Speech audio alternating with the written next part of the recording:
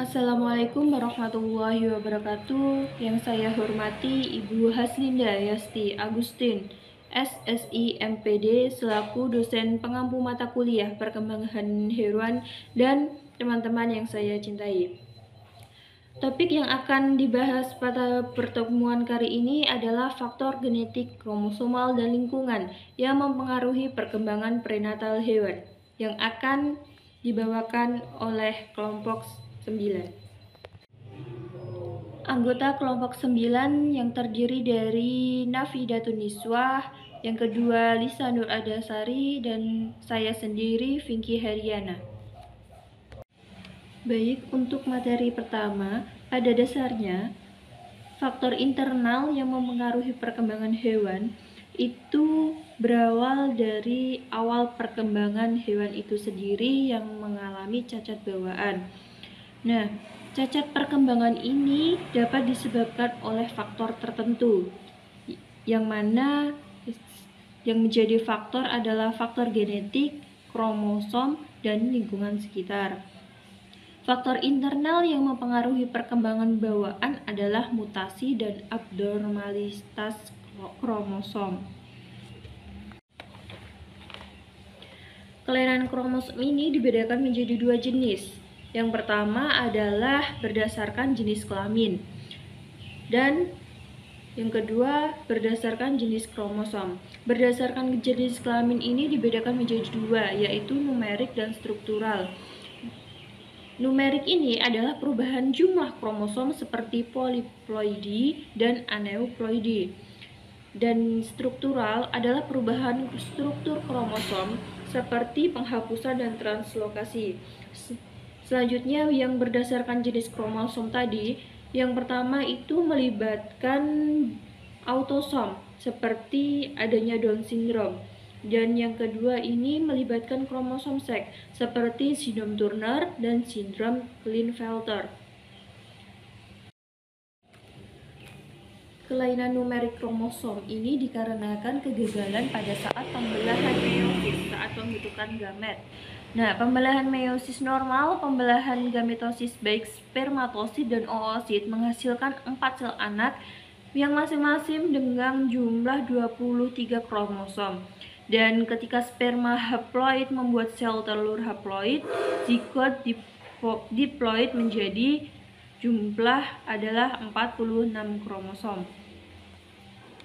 Seperti yang dapat kita lihat pada gambar, di gambar tersebut adalah gambar meiosis normal dengan 23 kromosom yang berwarna merah dan berwarna biru yang terpisah menjadi dua dan membentuk sel anakan, yaitu 23-23, sehingga membentuk 23 haploid dan 23 haploid juga yang menghasilkan zigot menjadi 46 yang dapat kita sebut dengan diploid. Dapat dilihat pada gambar, dua bagian gambar ini adalah gambar tidak terhubung selama proses meiosis.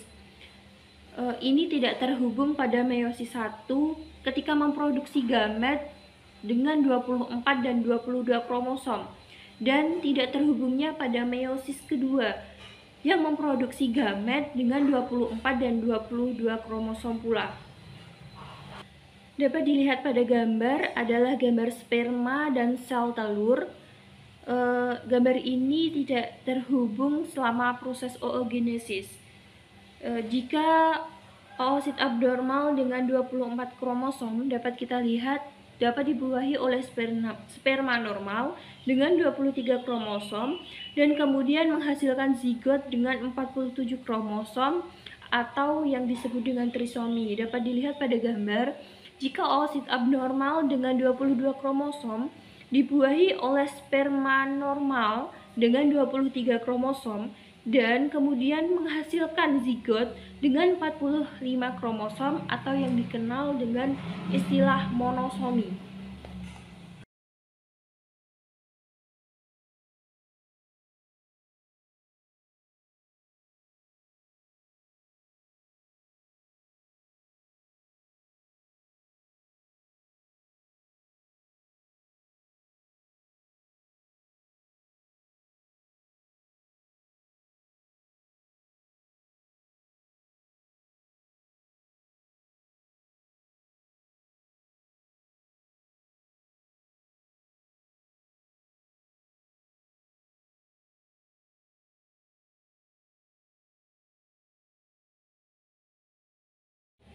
Selanjutnya adalah jenis-jenis kelainan numerik, yaitu perubahan jumlah kromosom. Yang pertama adalah polioploidi. Polioploidi ini adalah kromosom yang jumlahnya meningkat dalam kelipatan haploid, yaitu 23 kromosom yang menjadi kondisi set kromosom. Seperti misalnya pada 23 kromosom menjadi set kromosom diploidi, misalnya menghasilkan 46 kromosom. Polioploidi terbagi menjadi dua, yaitu triploidi dan tetraploidi. Triploidi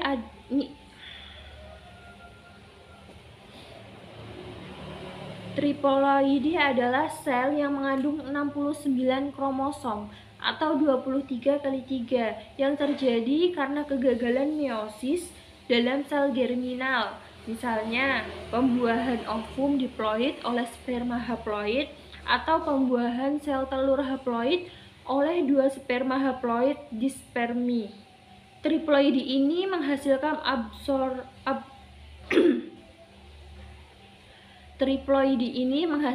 aborsi spontan konsepsi atau kelangsungan hidup yang singkat bayi setelah lahir.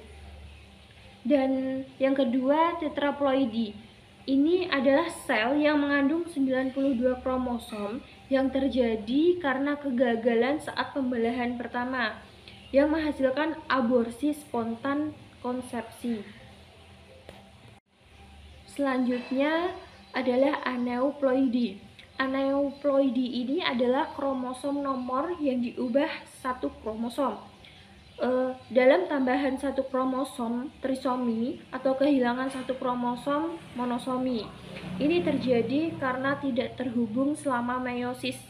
Pada meiosis, jenis struktur dapat dibagi menjadi beberapa, yaitu yang pertama penghapusan.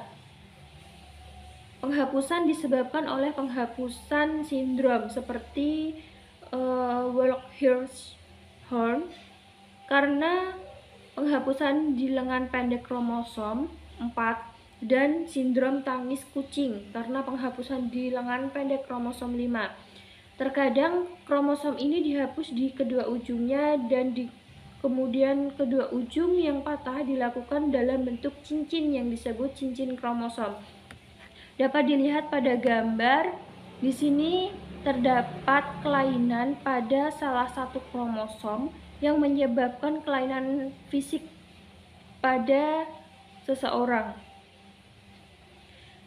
Dapat dilihat pada gambar adalah wajah sindrom Wolff-Hirschhorn dan karyotipnya dengan rambut kulit kepala jarang, telinga rendah, jembatan hidung lebar, dahi tinggi, kelopak miring ke bawah. Selanjutnya adalah mikrodelesi. Kondisi ini adalah kondisi yang dapat dideteksi oleh banding resolusi tinggi. Kondisi klinis yang disebabkan oleh mikrodelesi meliputi sindrom Prader-Willi, sindrom Angelman atau sindrom boneka bahagia, sindrom di George, sindrom Miller-Dieker. Nah, sindrom Prader-Willi ini disebabkan karena mikrodelesi di lengan panjang kromosom 15 yang berasal dari ayah. Sedangkan sindrom Angelman atau sindrom boneka bahagia ini karena mikrodelesi pada lengan panjang kromosom 15 yang berasal dari ibu. Sedangkan sindrom di George ini disebabkan karena mikrodelesi di lengan panjang kromosom 2 dan sindrom Miller-Dieker ini disebabkan di lengan pendek kromosom 17. Selanjutnya adalah translokasi. Translokasi ini adalah kerusakan dan pertukaran segmen antar kromosom. Misalnya sebagai berikut. Yang pertama, translokasi Robertsonian yang dimana istirahat kromosom ini pada lengan kromosom 13 dan 14 dan ditemukan pada manusia. Selanjutnya, translokasi timbal balik antar kromosom 15 dan 17 yang mengarah pada promiselositik atau yang menyebabkan leukemia. Dan yang ketiga adalah translokasi timbal balik antara kromosom 9 dan 22 pada kromosom Philadelphia yang menggarap pada leukemia mieloid kronis. Selanjutnya ada situs rapuh. Kondisi ini adalah celah atau istirahat dalam kromosom yang menyebabkan kondisi seseorang mengidap Fragile X syndrome atau sindrom Martin-Bell. Dan yang selanjutnya ada isokromosom, kondisi di mana pembagian sel secara melintang bukan longitudinal yang mengakibatkan dua lengan kromosom berpisah yang membentuk dua isokromosom.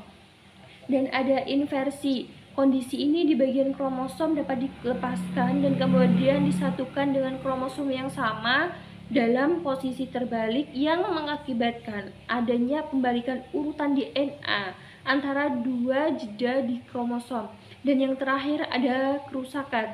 Kerusakan kromosom ini terjadi saat istirahat di kromosom yang mengakibatkan radiasi ultraviolet dan ionisasi radiasi.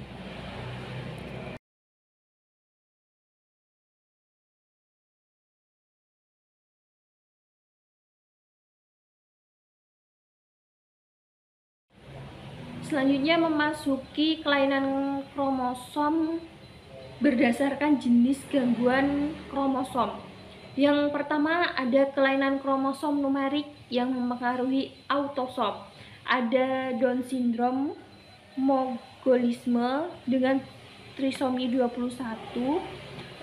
Ini terjadi salinan kromosom 21 yang ada ekstra kromosom 21 pada kariotip pasien yaitu 47XY ditambah 21 dengan penderita Down syndrome.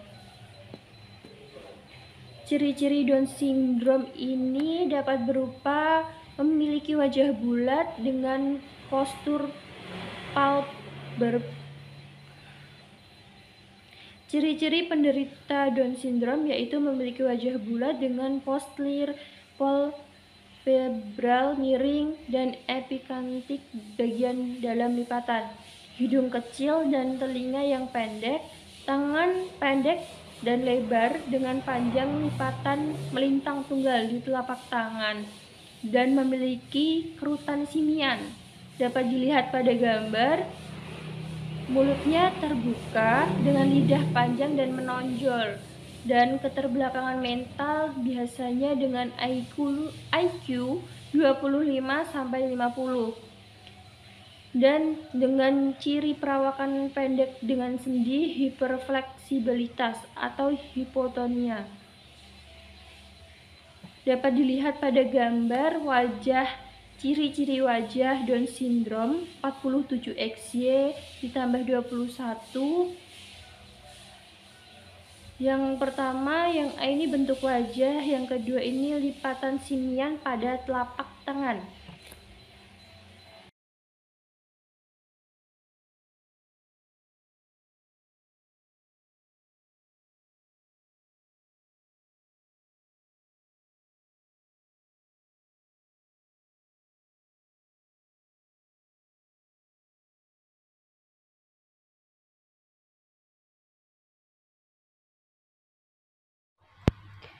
Baik, di sini saya akan melanjutkan subbab tentang penyakit-penyakit yang berpengaruh pada perkembangan hewan. Yang pertama, ada penyakit albinisme. Spesies binatang yang sering terkena penyakit albinisme adalah kucing, sapi, ayam, anjing, dan domba. Produk gen yang terpengaruh adalah tirosinase. Dua, ada dwarfism. Spesies binatang ayam. Produk gen yang terpengaruh ada growth hormone reseptor atau GHR. Yang ketiga ada GM1 gangliosidosis. Spesies binatangnya kucing, sapi, anjing, domba. Produk yang Produk gen yang terpengaruh adalah beta-galaktosidase. Selanjutnya ada penyakit gondok, spesies binatang, biasanya ternak kambing. Produk gen yang terpengaruh adalah tiroglobulin. Penyakit selanjutnya ada Henifathering. Spesies binatang yang sering terjangkit adalah ayam. Produk gen yang terpengaruh adalah aromatase. Penyakit defisiensi adesi leukosit atau LAD. Untuk hewan yang terjangkit biasanya adalah ternak dan juga anjing. Produk gen yang terpengaruh adalah beta-2 integrin. Selanjutnya ada Mitonia congenita. Spesies binatang yang sering terkena penyakit ini adalah anjing, kambing, dan kuda. Produk gen yang terpengaruh adalah saluran klorida. Penyakit selanjutnya ada hipertemia ganas, spesies binatangnya babi. Produk gen yang terpengaruh adalah reseptor ryanodin. Penyakit selanjutnya ada distrofi otot terkait X, spesies binatangnya kucing dan anjing. Produk gen yang terpengaruh adalah distropin. Beberapa penyakit atau kondisi berbasis genetika di Indonesia.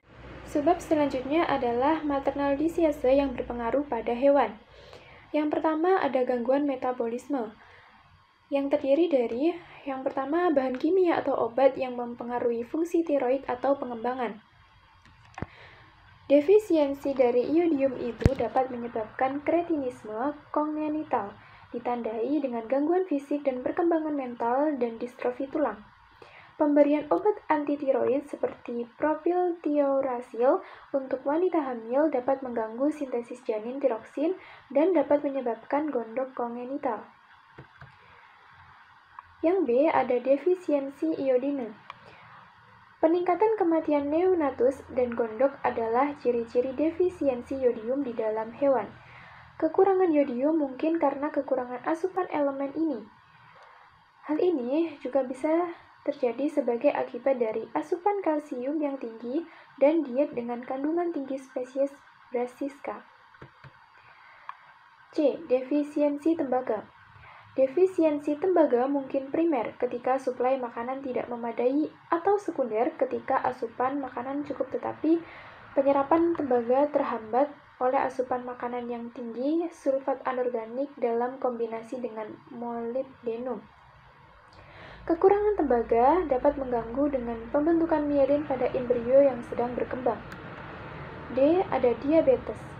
Karena lesi vaskular pada diabetes lama dapat menyebabkan disfungsi plasenta, retardasi pertumbuhan janin dapat terjadi pada bayi dari ibu diabetes yang bergantung pada insulin. Malformasi lain termasuk penyakit jantung kongenital, displasia kaudal dan proksimal hipoplasia femoralis. Resiko cacat bawaan paling besar pada pasien dengan atau diabetes yang tidak terkontrol dengan baik. E. Defisiensi asam folat. Bukti yang diperoleh dari studi anomali tabung saraf pada populasi manusia menunjukkan penurunan resiko cacat tabung saraf pada bayi yang lahir dari ibu yang menerima suplementasi asam folat sebelum dan selama kehamilan. F. Maternal fenilketonuria. Anak-anak dari wanita dengan fenilketonuria berisiko terkena tingkat tinggi fenilalanin selama kehamilan, terutama jika wanita tersebut tidak diobati selama kehamilan. Kadar fenilalanin yang tinggi mengganggu metabolisme sel embrionik dan dapat menyebabkan keterbelakangan mental, mikrosefali, dan retardasi pertumbuhan intrauterin. G. Defisiensi dan kelebihan vitamin A. Defisiensi vitamin A mengakibatkan agenesis mata. Telah dilaporkan pada anak babi yang baru lahir dari induk yang diberi diet kekurangan vitamin A. Diet kekurangan vitamin A telah dikaitkan dengan kebutaan bawaan pada anak sapi karena tekanan pada saraf optik sebagai akibat dari pertumbuhan tulang yang rusak. Kedua, ada infeksi bakteri dan virus. Terdiri dari yang pertama ada AKBN virus. Terjadi pada ternak, domba, dan kambing. Infeksi dalam rahim mengakibatkan cacat bawaan yang berhubungan dengan usia janin pada saat infeksi. Arthrogryposis, hidranencephaly, aborsi, dan kematian janin adalah kemungkinan akibat infeksi di dalam rahim. B. Ada bluetongue virus. Terjadi pada domba, ternak, dan kambing. Jika domba betina terinfeksi sejak awal kehamilan, kemungkinan kematian embrionik. Ketika infeksi terjadi dari sekitar 40 hingga 100 hari kehamilan, malformasi kongenital mungkin termasuk hidranensefali, porencephaly, kebutaan, dan ataksia. C. Ada border disease virus. Infeksi domba hamil dapat menyebabkan berbagai perubahan embrionik atau janin yang meliputi kematian dan resorpsi embrionik, cacat sistem saraf pusat, retardasi pertumbuhan tulang, kelainan bulu, dan cacat mata. Usia janin pada saat infeksi menentukan hasilnya. D. Ada bovino-viral diarrhea virus. Infeksi virus ini dapat menyebabkan kematian embrio selama 30 hari pertama, antara 30-90 hari kehamilan. Efek dari infeksi intrauterus ialah seperti termasuk aborsi, mumifikasi, kelainan bawaan dari sistem saraf pusat, dan kelainan okular. Classical swine fever virus. Pada induk babi yang terinfeksi serangkaian perubahan embrionik dan janin yang meliputi kematian embrionik awal, aborsi, kelahiran, mati, mumifikasi, dan kelahiran anak babi yang terus-menerus terinfeksi. Ketika infeksi terjadi selama organogenesis, pertumbuhan retardasi, mumifikasi, aborsi, lahir mati, dan kematian bawaan dari sistem saraf pusat dapat terjadi. F. Japanese encephalitis virus. Infeksi yang terjadi pada induk babi selama pertengahan kehamilan menyebabkan aborsi dan serangkaian perubahan janin. Infeksi pada induk betina menghasilkan bawaan cacat yang meliputi hidrosefalus, hipoplasia cerebellar, dan hypomielinogenesis. G. Ada porcine herpes virus 1. Ketika virus ini masuk pada sekelompok kawanan babi yang tidak kebal, terjadi infeksi rahim yang selanjutnya terjadi kematian janin. H. Ada porcine respiratory and reproductive syndrome virus. Kegagalan reproduksi pada induk babi terjadi akibat virus ini yang menyebabkan kelahiran mati, janin yang mengalami mumi, dan lain-lain. Yang ketiga, ada faktor fisik. Faktor fisik terdapat A. Hipertermia. Secara eksperimental telah ditunjukkan bahwa keturunan dari hewan hamil yang mengalami hipertermia dapat memiliki malformasi kongenital. Spektrum bawaan malformasi yang disebabkan oleh hipertermia eksperimental dilaporkan sebagai karakteristik untuk spesies tertentu. Domba yang lahir dari induk yang bunting terkena hipertermia antara hari ke-18 sampai ke-25 kehamilan mengalami kelainan susunan saraf pusat. Hipertermia antara hari ke-30 dan ke-80 kehamilan mengakibatkan keterbelakangan pertumbuhan janin. B. Ada radiasi pengion. Paparan radiasi pengion tingkat tinggi setelah ledakan atom atau kecelakaan melibatkan reaktor nuklir menyebabkan tingginya insiden malformasi janin pada manusia dan populasi hewan. Resiko teratogenik tergantung pada dosis dan tahap paparan. Untuk janin manusia, periode kerentanan terbesar adalah dari minggu ke-8 hingga ke-16 kehamilan. Paparan radiasi pengion dalam rahim dapat menyebabkan mikrosefali, mata anomali, retardasi pertumbuhan, dan keterbelakangan mental. Sinar X dalam dosis besar juga dapat mengganggu perkembangan normal dalam rahim. Menelan isotop radioaktif dalam makanan atau air dapat menunda aktivitas mitosis dan menghasilkan kematian sel. F. Agen teratogen. Teratogen adalah agen yang dapat menyebabkan perubahan permanen pada struktur atau fungsi embrio pada janin. Teratogen yang bekerja pada periode rentan embriogenesis atau perkembangan janin dapat menyebabkan malformasi serius yang tidak diturunkan. Cara kerja agen yang dapat menyebabkan cacat bawaan sesuai dengan aturan dasar. Perbedaan spesies menyebabkan banyak variasi dalam efek obat-obatan dan bahan kimia pada embrio yang sedang berkembang. Kerentanan spesies sangat penting untuk teratogen virus karena agen infeksi ini biasanya menunjukkan spesifitas spesies. Meskipun embrio dilindungi dari cedera mekanis oleh membran janin dan dari pengaruh buruk agen toksik atau infeksius oleh penghalang plasenta, sejumlah obat, bahan kimia, dan agen infeksi dapat menyebabkan kerusakan serius pada embrio yang sedang berkembang. Pengaruh paparan hewan hamil atau manusia terhadap teratogen biasanya mengikuti kurva dosis respon toksikologi. Pertama adalah alkohol sebagai teratogen. Dalam hal frekuensi, efeknya, dan biayanya bagi masyarakat, teratogen tidak diragukan lagi adalah alkohol atau etanol. Bayi yang lahir dengan sindrom alkohol janin dicirikan oleh ukuran kepala yang kecil, filtrum yang tidak jelas atau sepasang tonjolan yang membentang antara hidung dan mulut di atas bagian tengah bibir atas. Perbatasan vermilion sempit di bibir atas dan jembatan hidung rendah. Otak anak-anak seperti itu mungkin secara dramatis lebih kecil dari biasanya dan sering menunjukkan perkembangan yang buruk. Akibat dari defisiensi migrasi neuronal dan glial. Fetal alcohol syndrome adalah jenis kongenital yang paling umum sindrom keterbelakangan mental. Sindrom alkohol janin hanya mewakili sebagian dari berbagai cacat yang disebabkan oleh paparan alkohol prenatal. Istilah gangguan spektrum alkohol janin atau FASD telah diciptakan untuk mencakup semua malformasi yang diinduksi alkohol dan defisit fungsional itu terjadi. Sindrom alkohol janin hanya mewakili sebagian dari berbagai cacat yang disebabkan oleh paparan alkohol prenatal. Istilah gangguan spektrum alkohol janin atau FASD telah diciptakan untuk mencakup semua malformasi yang diinduksi alkohol dan defisit fungsional itu terjadi. Namun, teknik terbaru yang dapat mengidentifikasi saluran saraf di otak telah menemukan kelainan halus yang berkorelasi dengan perubahan kecepatan pemrosesan mental dan fungsi eksekutif, seperti merencanakan, menghafal, dan menyimpan informasi.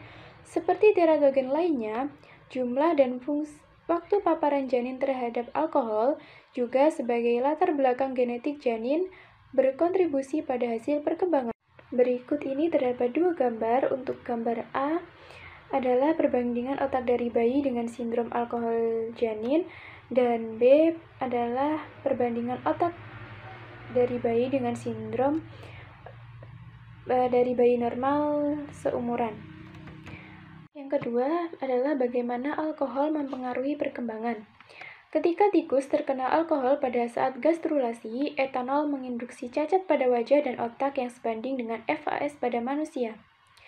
Seperti pada janin manusia, hidung dan bibir atas anak anjing yang terpajan etanol kurang baik berkembang, dan masalah sistem saraf melibatkan kegagalan untuk menutup tabung saraf dan perkembangan otak depan yang tidak lengkap. Model tikus FAS dapat digunakan untuk mempelajari cara etanol menyebabkan efeknya pada embrio. Tampaknya etanol bekerja pada beberapa proses dan dapat mengganggu migrasi sel, proliferasi, adesi, dan kelangsungan hidup. Di antara banyak gen yang diatur secara salah setelah paparan alkohol ibu pada tikus adalah beberapa yang terlibat dalam reorganisasi sitoskeletal yang memungkinkan pergerakan sel. Selain itu, kematian sel terlihat segera setelah paparan alkohol. Pada embrio tikus stadium lanjut terpapar etanol, kematian sel yang diturunkan dari neural crash terlihat sedini 12 jam mengikuti paparan. Ketika waktu paparan alkohol sesuai dengan yang ketiga dan minggu keempat perkembangan manusia, sel-sel yang seharusnya membentuk bagian median otak depan, wajah tengah atas. Berikut adalah gambar kraniofasial dan otak yang diinduksi alkohol. Yang pada gambar A adalah kelainan pada tikus yang normal, dan untuk B dan C adalah kelainan pada tikus yang abnormal. Pada spesimen yang terpajan alkohol, kemudian ada gambar D dan E. Rekonstruksi 3 dimensi yang dibuat dari gambar resonansi magnetik dari otak tikus embrionik normal untuk D dan terpajan alkohol untuk gambar E. Pada spesimen yang terpajan alkohol, faktor umbi merah tidak ada dan belahan otak atau merah secara abnormal bersatu di garis tengah. Hijau muda, diencephalon, magenta, mesencephalon, tel, dan otak kecil, hijau tua, pons, dan medula. Berikutnya yaitu agen kimia obat, sitotoksik, dan racun yang berpengaruh pada perkembangan hewan. Yang pertama yaitu ada bahan adiktif seperti kokain, etil alkohol, toulena, dan pelarut organik lainnya. Spesies yang paling rentan terhadap bahan ini adalah manusia. Kokain, etil alkohol, toulena, dan pelarut organik lainnya memiliki efek samping atau efek yang buruk pada perkembangan hewan seperti yang ada pada slide ini, yaitu seperti kematian janin, retardasi pertumbuhan, mikrosefali, infeksi cerebral, anomali urogenital, dan gangguan neurobehavioral pasca kelahiran. Etil alkohol juga sangat berbahaya terutama pada pertumbuhan yang menyebabkan seperti keterbelakangan mental, perubahan penampilan wajah dan jantung, serta cacat bawaan. Toulena dan pelarut organik lainnya menyebabkan pada perubahan janin termasuk pertumbuhan retardasi, anomali kraniofasial, dan mikrosefali. Selanjutnya yaitu polutan lingkungan seperti DDT, dioksin timbal, dan merkuri. Spesies yang paling rentan terhadap polutan ini adalah manusia. Pada DDT hewan liar juga rentan, tikus, monyet, ikan rentan pada dioksin. Hewan juga rentan terhadap timbal. Berikut ini daftar efek yang ditimbulkan polutan lingkungan terhadap perkembangan hewan, yaitu seperti yang tertera pada slide ini.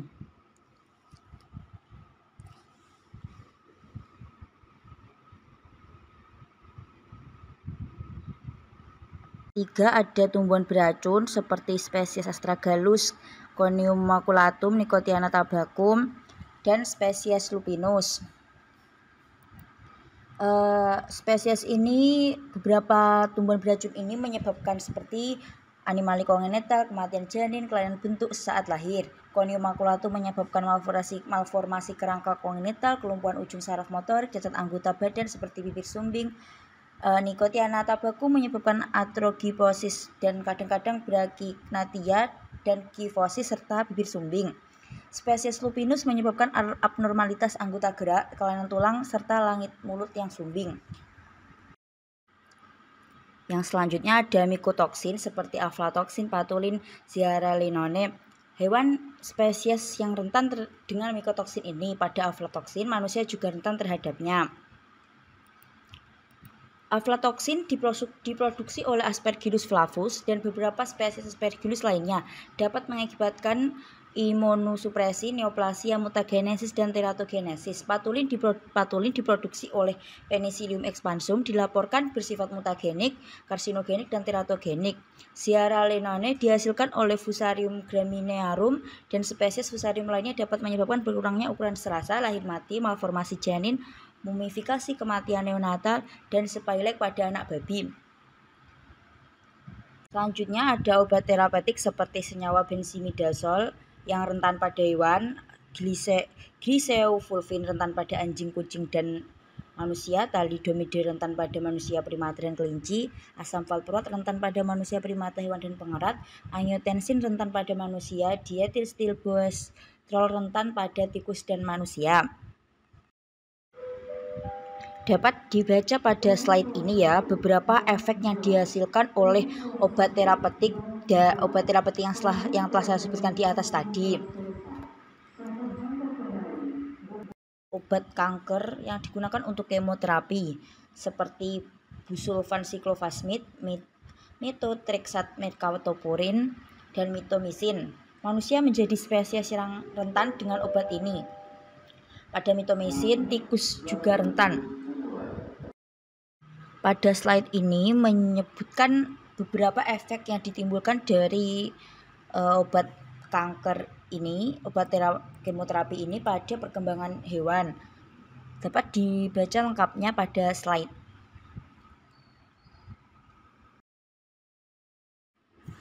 Obat terapeutik dan bahan kimia. Pada tingkat paparan yang ditentukan, obat terapeutik ini dapat berpotensi teratogenik. Efek beberapa obat pada embrio yang sedang berkembang dicirikan dengan baik dan mekanisme yang digunakan obat tersebut untuk memberikan efeknya yang telah dipahami. Retinoid pada konsentrasi tertentu dan pada konsentrasi tertentu tahap dalam kehamilan menyebabkan cacat bawaan pada manusia. Senyawa ini dapat mengubah ekspresi beberapa gen sentral untuk perkembangan normal seperti gen Hox dan SHH. Selanjutnya ada obat sitotoksik yang digunakan untuk mengobati penyakit neoplastik. Dalam pengobatan penyakit neoplastik, obat sitotoksik yang digunakan untuk menghentikan proliferasi sel neoplastik ini mengganggu terhadap replikasi DNA. Sebagai konsekuensinya, gangguan mereka ini pada pembelahan sel. Paparan obat sitotoksik terhadap embrio atau janin menyebabkan gangguan perkembangan mulai dari intrauterin, kematian, hingga malformasi berat. Obat ini tidak boleh diresepkan untuk wanita hamil, terutama selama trimester pertama kehamilan.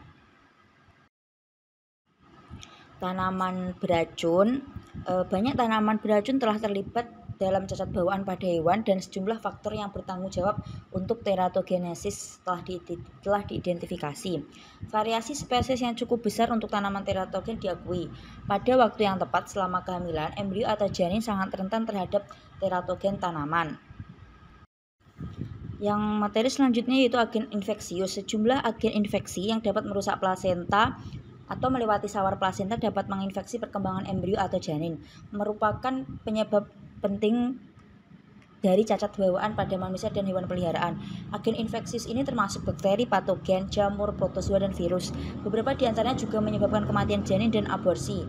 Karena embrio sangat rentan terhadap agen infeksi pada awal kehamilan, sejumlah patogen ini dapat menghasilkan cacat bawaan yang serius setelah infeksi primer pada ibu di awal kehamilan. Agen infeksius pertama yaitu ada bakteri seperti Treponema pallidum. Spesies ini rentan pada manusia yang dapat menyebabkan penyakit sifilis kongenital, infeksi ibu, serta mengakibatkan kematian janin atau cacat bawaan sejak lahir. Agen infeksius kedua seperti protozoa yaitu Toxoplasma gondii. Ini menyebabkan infeksi pada manusia, menyebabkan kematian, aborsi janin, lahir mati, chorioretinitis, kerusakan otak, kalsifikasi intracerebral, hidrosefalus, mikrosefali, ruam, dan pada domba, kambing, dan babi. Aborsi pada usia kehamilan dan kematian perinatal adalah temuan yang umum. Agen infeksius ketiga yaitu virus. Mayoritas penyakit menular terkait cacat bawaan pada manusia itu disebabkan oleh virus yang ketika replikasi virus pada janin berlangsung cepat, kematian dan aborsi janin mungkin terjadi walaupun infeksi terjadi pada usia kehamilan lanjut. Efeknya seperti kematian, resorpsi embrionik, mumifikasi, aborsi, dan lahir mati, menjadi malformasi berat dan dapat diidentifikasi secara mikroskopis. Berikut ini beberapa contoh virus yang menyebabkan kelainan pada perkembangan prenatal hewan. Contohnya seperti cytomegalovirus, virus herpes simplex tipe 1 dan 2, parvovirus B19, virus rubella, virus varicella zoster. Efeknya dapat dibaca pada slide. Ada contoh lagi seperti virus Akabane, blue tongue virus, bovine viral diarrhea virus, classical swine fever virus. Adapun efeknya seperti cacat bawaan, kematian, mumifikasi, keterbelakangan mental, dan lain-lain yang ada pada slide yang sudah ditampilkan. Contoh lain dari agen infeksius virus seperti felin panleukopenia virus, Japanese encephalitis virus, porcine herpes virus 1, porcine respiratory dan reproductive syndrome virus, Rift Valley virus, fever virus. Efeknya ya seperti bayi lahir mati, menyebabkan aborsi, kematian janin, cacat bawaan, atrogifosis, hidrosefali, hipoplasia cerebral, dan mikrosefal.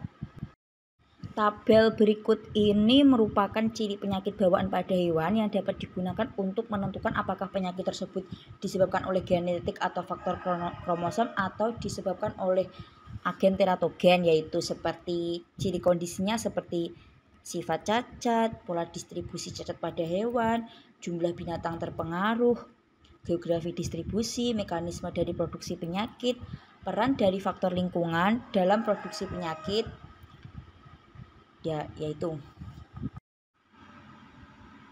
peran dan akibat Toxoplasma gondii dalam perkembangan hewan dan manusia. Toxoplasma gondii merupakan hewan bersel satu yang disebut protozoa. Protozoa ini merupakan parasit pada tubuh hewan dan manusia. Toxoplasma gondii, penyakit infeksi Toxoplasma gondii ini dikenal dengan nama toxoplasmosis. Toxoplasmosis dikategorikan penyakit zoonosis, yaitu dapat ditularkan hewan ke manusia. Manusia dapat terinfeksi dengan 3 cara, yaitu lewat makanan, transfusi darah, dan transplantasi organ tubuh. Bila bayi dalam kandungan terpapar, maka akan menyebabkan cacat bawaan atau terjadi keguguran. Kalau hidup umumnya diiringi berbagai gangguan seperti cacat bawaan hidrosefalus atau mikrosefalus, dan juga gangguan penglihatan dan lain-lain. Gejala yang ditimbulkan dari toxoplasmosis ini sering tidak disadari oleh penderitanya karena umumnya seperti gejala ringan yang bisa diamati. Gejala ringan seperti influenza, perasaan lelah, lemas, atau demam yang tidak menimbulkan masalah dalam aktivitas sehari-hari. Bahkan penderita penyakit ini sering disangka tuberkulosis. Berikut ini beberapa gambar dari kelainan pada hewan seperti aborsi pada sapi. Ada juga atrogifosis pada anak sapi, ini kelainan pada tulangnya. Selanjutnya bibir sumbing pada hewan, contohnya ini ada anjing dan kucing. Ada hidrosefali pada anjing, bisa dilihat ada kelainan pada bentuk kepala dan muka. Yang terakhir ini adalah hipoplasia cerebral pada anjing. Itulah presentasi dari kelompok kami, kelompok 9. Ada kurang lebihnya mohon maaf.